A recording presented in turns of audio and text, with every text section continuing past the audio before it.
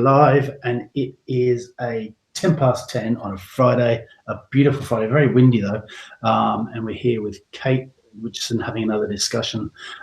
Thanks for joining us. Lovely to see you. How are you? I'm pretty good. The weather does make a difference, doesn't it, when you're in Melbourne and you're locked down and you go for a wander outside and the sun's shining and it's like, what lockdown? As long as you don't get blown over today, that'll be a good thing. Yeah. Thanks for joining us. I think we've got an interesting discussion ahead. Way we do things around here is a quick throw over to you for a quick 1 minute, just background, what you do, who you are, just a bit of info. Yes, so my name is Kate Richardson. I am an executive coach and career mentor, and I've got a background in marketing and media. That was my mainstay career for almost 20 years. And then, like a lot of people, I got to that point where I thought, I want to do something different. I'm not quite sure what it is or where to begin. So I took a little break. I had a short sabbatical, and that was in early 2018. And that was really the start of a shift in my career and a great passion for helping other people figure out what's next in their career. So last year I launched my own career development and training practice, and I work with organisations to help their people develop the skills to navigate the changing 21st century career. And I also work with individuals who reached that point that I did, where they're thinking, God, is this it? Is this what I really want to be doing? But they don't know how to figure out what's next. Brilliant. And I think just where we're at the moment, this bonkers year, that we'll all either try hard to forget 2020, what was that, or we'll remember, less than fondly. I think the current climate we're in is as people are, unfortunately perhaps getting made redundant or furloughed, whatever you want to call it. I think it's making a lot of people have this sort of rethink about what's important to them in life, and obviously work being a big part of our lives and who we are as people. I think that whole sort of rethink probably ties into exactly sort of where you're at with some of the people that you work with directly. What are you seeing? What sort of things are you hearing from people that are sort of engaging with you? Yeah, look, I think there's a few different things going on. I think for some people, obviously, they're facing a really troubling time, having been made redundant, and also potentially in an industry where they may not be able to get a job with another company, like travel or media, where we've seen sort of, very big impacts across the board. I think, though, we're also, a lot of people, as you said, Simon, are feeling more reflective. They're thinking about what matters to them in their life. And they may not necessarily feel comfortable about making a change immediately, although I think some people are. But they're certainly thinking about, what do they really want from their career? There's an interesting tension, isn't there, in a crisis, because it does prompt reflection, but it also encourages you to feel a little bit more conservative about your choices, because there is that fear about, making change. Or a lot of people at the moment I'm talking to are saying, yes, I want to think about, what might be next in my career, but I'm also just grateful to have a job. And I'm really encouraging people to, that's a good place to be if you do have a job at the moment. But what I would say to people is, don't leave it too long. The best time to start thinking about what's next, whether it's COVID or not, or no COVID, is right now. And that's simply because it takes longer than you expect to change your career or even make a shift into a different industry. So there's a lot that you can be doing now, even though you might not feel ready, to just prepare yourself and start on that process. Yeah, and I guess it's sort of something that's important to remember, isn't it? For some of us, this is a conscious, sort of reflective sort of moment. Oh, you know what? I'm not sure if my heart's in this. I think I might do something else. I'm not sure what that is yet. But for others, it's a choice they have to make. You talk about airlines. If you've been in the airline industry for your entire working life, or a big part of it, and that's not looking like it's going to come back in the next year, like, what do you do? Like, this is forced upon you. And I suppose to a certain degree, there's potentially a deeper level of reflection of, like, where are my strengths? What can I do? What is transferable? What skills do I have that others might find valuable that would make them want to employ me? So I think that some of that sort of deep diving is really important. So where do you start with people, sort of high level, when someone comes to you and says, let's use that scenario where my industry is out now for another year. I have to have a change. Can you help me? Like, where do you get them to start?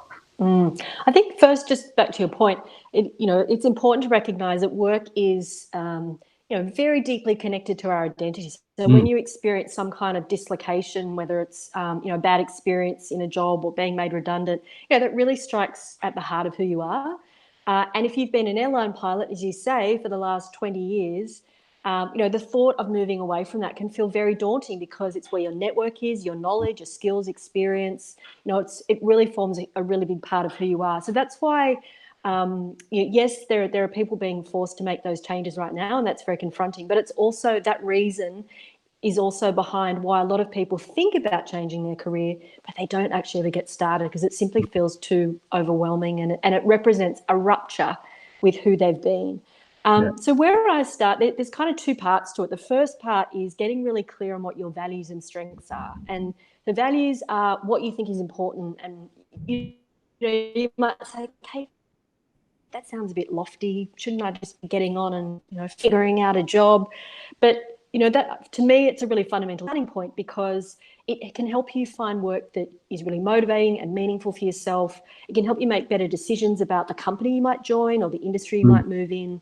So getting clear on what's really important to you is a good start. And I consider values to be sort of one side of the coin. And the other side of the coin is strengths. And strengths are not just what you're good at, they're what you are energized by. Because you can be good at things, but you may not necessarily enjoy them. You may have just developed capability over time. So what's really important is to understand, what are those things that I'm brilliant at, but I'm also energized by? Because we know that when you find work that helps you utilize your strengths, every day, ideally, that's when you're at your best. You learn faster, you perform better, you're more engaged. And that's why there's a lot of work going on in organizations at the moment around helping people define their strengths, because there's a real recognition that it does lift engagement with employees, but also performance. So to me, the two fundamental building blocks of any career are really being clear on your values and strengths. And it's, we might kind of have a sense of what those things are, but a lot of people haven't necessarily done the work to articulate them. And I think that's really important because it gives you clarity for yourself, but it also means that you can communicate them to other people. So, for example, if you can say to your boss, or if you can say to a company when you're interviewing, really clearly, who you are at your best and what you bring, and you can translate that into the impact that you're able to make, that's really powerful.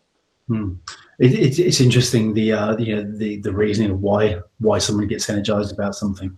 Part of that for us sort of ties into when we're interviewing people and you're trying to understand who people are. You do this deep dive, this root cause analysis almost. You keep asking why. Sometimes people will say to us, I get really enthused by building online e-com channel campaigns. You go, why is that? Because I love seeing results. Why do you love seeing results? Because it tells me that I've done a good job. Why is that important to me? Yeah, and sometimes you get down to it, and sometimes people realize, actually, I'm probably less enthused by that, but more, actually, this is what I like doing. But because I've been doing that, that's where my capability is, to your point. That's what I feel like I should be saying. So it's really interesting asking why you can get down to this spot really quickly. Absolutely. And I think also, value priorities might change over time. So what's important to you when you're 25 and single and, wanting to have a good time may not be the same as when you're 45 and you have a family, or you have, life looks a little bit different. But strengths don't really change that much. So, if you think about your natural talents, the things that you've always enjoyed, even as a child, they'll probably give you some hint around what your true strengths, or what I call superpowers, really are. Yeah, interesting. Superpowers. And you don't even have to wear your pants on the outside of your jeans. Cool. So someone unpacks all that, they start getting some more clarity around that side of things. Where do they go then? Do they write this stuff down, like start building lists? Yeah, I think, look, I call it the map of me, and it's made up of, it's just a one page. It's like a guide to who you are at your best at work. So I've got my values, I've got my strengths, I have a vision for my career. And that's not necessarily, I want to be in this role by this time, because in a 21st century career where there's a lot more uncertainty and unpredictability, this kind of career planning or very long-term linear thinking around where you might be in the future is just not relevant. It's when you get asked that question, where do you want to be in 5 years? I think for most people, where they are today is probably not where they thought they might be 5 years ago. So the vision is more about, who do I want to become? What kind of impact do I want to make? What do I want my working life to look like? So it's getting clarity on some of those bigger questions, which can be very helpful when you're facing uncertainty and, at a bit of a crossroads. It gives you sort of a little bit of an anchor around, look, these are the things that I want in my working life, and this is who I want to be in that. And then so there's kind of reflective work up front, and then it's more about taking action. And this is the point where people often get a little bit stuck, because what they do is they think, right, okay, well, what am I going to do next? I'm making a decision around changing my career, or I've been forced into that situation, in the example we were just talking about. I need to figure out the answer. I need to know exactly what I'm going to do, and then I'll make my plan and I'll make the shift in that direction. So now I'm an airline pilot. I'm going to shift into becoming a chef, right? But what happens often is, when you don't know what that thing is, you can just end up going around in circles, because we're very attached to feeling like we need to have the answer figured out before we actually get started. So for a lot of people, they're like, I know what I want. I know what I don't want to be doing, which is where I am now, but I really don't know what's next. So that's where what you want to do is let go of the plan, let go of the answer, and instead say, well, what are some possibilities? What are some possibilities that line up with what's important to me, what I'm great at and energized by, where my expertise and interests lie, what I want for my career. How can I come up with, is it, maybe I've thought in the past about having my own business. Maybe that's a little dream in my back pocket.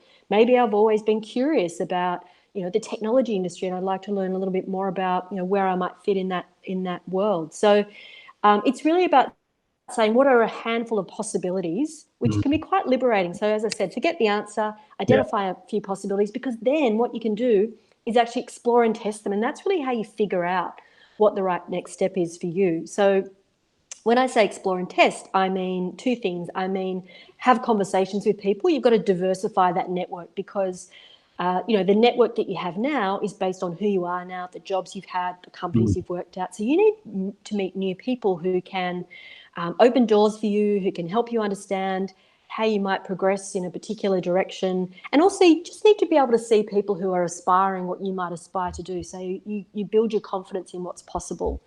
And then the other side of that is what I call creating experiments, which is really, can I do a side project? Can I join a board? Can I volunteer? Can I do something proactive in my own organisation in a different area?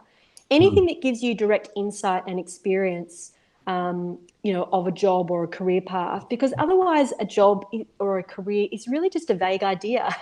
It's like when you're at school or university, there's a reason that you do work experience or an internship. It's actually to get a sense of what a job might really be like. And that challenge still exists as an adult. So the more that you can give yourself some kind of first-hand understanding through conversations with new people, as well as some kind of direct experience, as I said, a course, a side project, whatever it might be, what you're trying to do at this point is, I guess you're trying to prototype, a career for yourself, before you kind of get to. Sometimes I speak to people and they're talking about, going back to university. I sort of say, hey, hold on a second. That's a big investment of time and money. How can you actually test that before you, start down that road? So I'll give you an example. A client of mine, she was working in media, and she had this very strong interest in interior design. And so she started having conversations with people in that industry. She, got a sense of what a day-to-day role actually looks like, what kind of money you can earn, what she'd actually be doing. She started speaking to some of the design schools to figure out what that involved. But the thing that really helped her, kind of solidify her interest in that area and her confidence in that direction was she put her hand up at the company that she worked at and volunteered to take on the leadership of a huge interior design and office renovation. So suddenly she had something for a portfolio. She got a sense of what it was actually like to do that kind of work. And that's what gave her the confidence to say, you know what, yes, I'm going to invest the money and also the time in a bit of full-time study in interior design, because I feel more confident that it's something that I want to do. So you're trying to kind of eliminate the vagaries and, build your confidence in what's possible for yourself. And that's another thing, actually. Often we start out by saying, oh, I probably couldn't do that, or I don't have the skills, or I have to earn less money, or I don't want to start at the bottom. And they're all assumptions. They're all our brain kind of just kicking into that survival mode and kind of keeping us safe and avoiding risk. And a big part of this is opening yourself up to possibilities, because all you're really doing is kind of giving something a go, giving it an explore, giving it a test, prototyping it. You're not actually making a big commitment at this stage. You'll eventually need to do that, but right now it's all about just learning more. Yeah. So, and that's like that to me. I think that seeing what's possible and getting confidence. I think that's a great mantra to have. What about the scenario though that we often hear from people who say something along the lines of, I want to get a job doing this, but I don't have any experience. But how can I get experience if no one will give me a go? It's that thing. I've been project manager, but I want to be a product manager. A conversation I've had recently, but no one will give me a go in that because they want people with the skills already. Yeah, and look, I think the same thing applies, really. I mean, what can you do to build up a portfolio, whether it's a side project or, as I said, it's putting your hand up in your own organisation and volunteering to maybe shadow somebody on a project, or be it provide some support in an area that you're trying to learn more about. So it's anything that you can do that really kind of helps start to build up a little bank of skills or projects that you can talk to. And I think the other thing you can do is, if you can research a company really well and you can actually understand what their problems are, the challenges their customers are having, and put together a proactive idea around how you could help them solve that challenge and present that as part of your interview process, you will be head and shoulders above the rest, because it shows how you think, it shows you being proactive, it shows a huge investment of time, and importantly, it shows that while you might not have the skills on paper, you're demonstrating that you do have the understanding to deliver. And that's, I mean, you would know this better than anybody, but really one of the things you're aiming to do as a candidate in an interview is de-risk the decision-making for the hiring manager. And that's, when you can point to the, hey, look, I don't have the formal experience, but I've just worked with my friend who's launching a startup, and I've, been basically played the role of product director. And actually, I've been looking at one of the products that you offer, and I've got some ideas around how it might be improved to solve one of the customer challenges I know you have. Here, let me show you. I mean, that's a pretty good approach. Yeah. And if you were, and on that sort of note, if you were wanting to move into being a UX designer and you were applying for a junior UX role with a company that made widgets, you might sign up on their page to purchase some widgets, but maybe then go and sign up on two of their competitors' pages and do a little portfolio around the experience of signing up from a design perspective. And hey, here's my thoughts how you could be better than your competition. Exactly. UX leads or product leads would go, oh my God, this is amazing. This is the kind of thinking we want. We'd at least talk to this person. Exactly.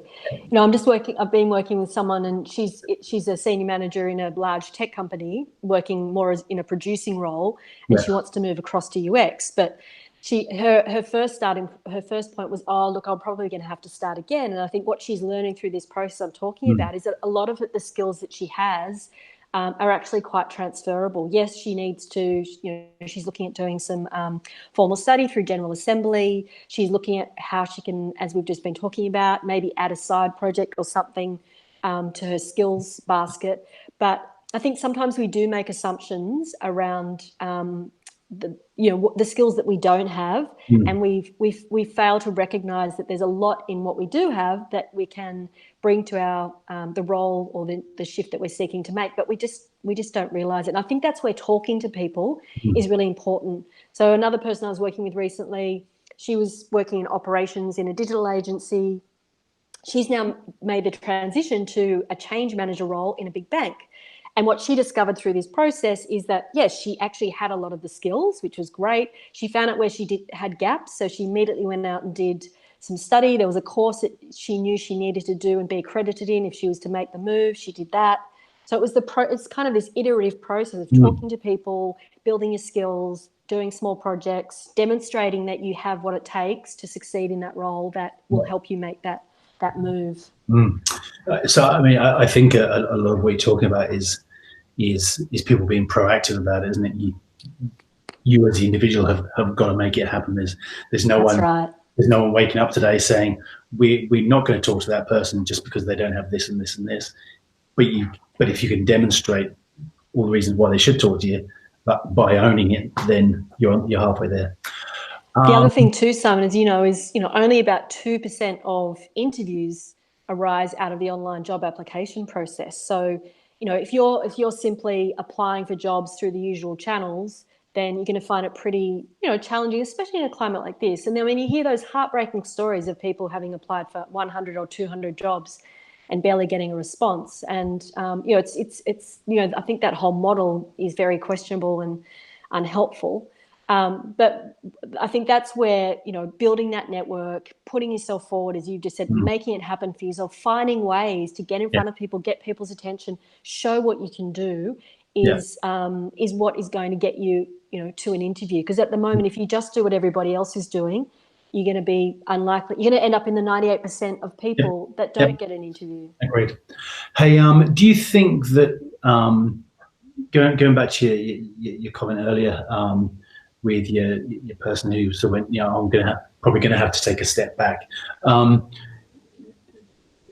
Sharing that thinking with this thing around job applications, where the sort of thinking is, if females look at a job ad and they don't hit like 90% of the criteria, they wouldn't apply. Whereas blokes look at it, and if they hit about half, they'll apply anyway.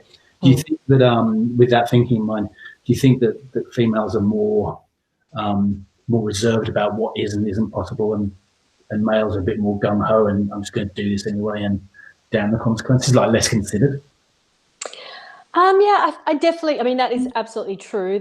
I think they're a lot more considered about what they might apply for and what might get in the way. I think perhaps they're a little bit more sort of practical in that way. But I think everybody grapples with limiting beliefs around what's possible for themselves, and really what's possible in your career is determined by how you think about it. If you're already telling yourself before you've started that, I spoke to someone the other day, and he's recently been made redundant, which is, that's a really tough place to be. And so obviously, it's very hard to kind of emerge quickly from that. But the sooner you do, and the sooner you can sort of start looking forward and not looking in the rear view mirror, the better. But, he's already, he said to me, for example, I applied for a role at a tech company some time ago and I didn't even get a response.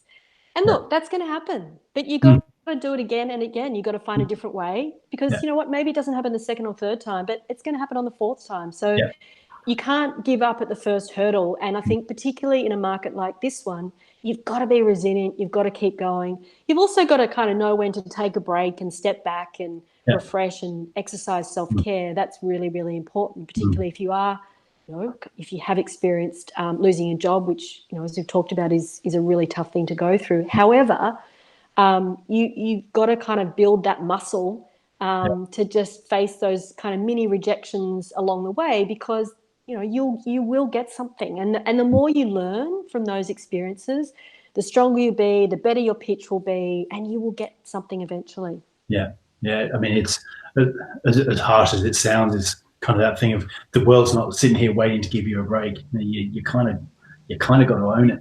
You've got to get out there. And you do. And I think also with, there's sort of two key themes that I see around 21st century careers. And one is mobility. So, we're all moving around a lot more. Today's 15-year-old is likely to have 17 different jobs in 5 different careers. In Australia, the average tenure pre-COVID for a job is 3 years. Now, I would say that's probably going to drop if we look at that number in a year or two's time. So when you think about your career like that, there's no company is going to be responsible for developing, your 10 or 15-year career. You really need to take control and take charge. And that's where, building some of these skills around, understanding those important questions for yourself around values and strengths, for example, but also taking this attitude of exploring and testing, which, to be honest, is something that this is not just about what you want to be doing when you're thinking of making a shift or changing your career. When it doesn't matter where you are, if you know the average tenure of a job is going to be 3 years, sometime in the next few years, you're probably going to be shifting jobs. So the more that you can lean forward, and I'm not talking about being in a perennial job search, but I am talking about thinking about what's next. What skill can I be developing? What's a possibility for me? Maybe it's stepping up into a bigger managerial role. Okay, well, what could I be doing now to help me kind of figure out if that's what I want and build the skills? Maybe it's mentoring some junior people in my team. Maybe it's putting my hand up for some training. Maybe it's finding a mentor for myself who has made the same transition that I'm looking to make. So it's the more you can sort of lean forward in your career, the better. And I think the other big trend in a 21st century career is meaning. We're all looking for a bit more purpose and a bit more meaning from what we do. And there's a kind of saying, we've traded up from money to meaning. So I think finding ways to make your work feel more purposeful is really, really important. And you can do that in your own job. When you're clear on your values, for example, you can find ways maybe to recraft aspects of your job to allow your work to better align with that. When you're really clear on your strengths, you might be able to put your hand up for a project outside your remit, for example. It's going to help you maybe feel a bit more energized and excited about where you are right now. Yeah, totally agree. I'm mindful of time. If you had, 2 or 3 sort of key takeaways for anyone looking who's at the point where a new career path is in the future at some stage, what? I would say just start taking action. That's because I talk to a lot of people who are like, oh, I've been stuck it's been 3 years, 4 years, 5 years. Just start taking action. And again, don't worry about getting it right first up. Just pick a few things, ideally that are connected to those bigger questions that I mentioned earlier, values, strengths and vision. But just pick a few things that you're interested in, that your expertise lends itself to, that you can start just exploring and testing. That would be my big takeaway. Don't wait to be moved on, or don't wait till you're desperate to move on. Start thinking about it now and just start leaning forward. Yeah, don't be someone who's been stuck in a rut for 15 years. And I mean, for me, I wanted to do something different, and it was sort of 1 year went past, and then 2, and suddenly it was 5. And so I want to encourage other people not to do what I did and just open your mind to different possibilities and start taking action. Fantastic, brilliant. Thank you so much. This has been great, and I think anyone watching it who's in that sort of mindset that we've been talking about, I think we'll get a lot out of it. We'll put your contact details in the comments below, so if people want to talk to you directly and sign up for one of your courses, they can absolutely do that as well. But thank you so much. Absolutely. Great. Lovely. Thank you, Simon. Yeah, really good to talk to you. Thank you.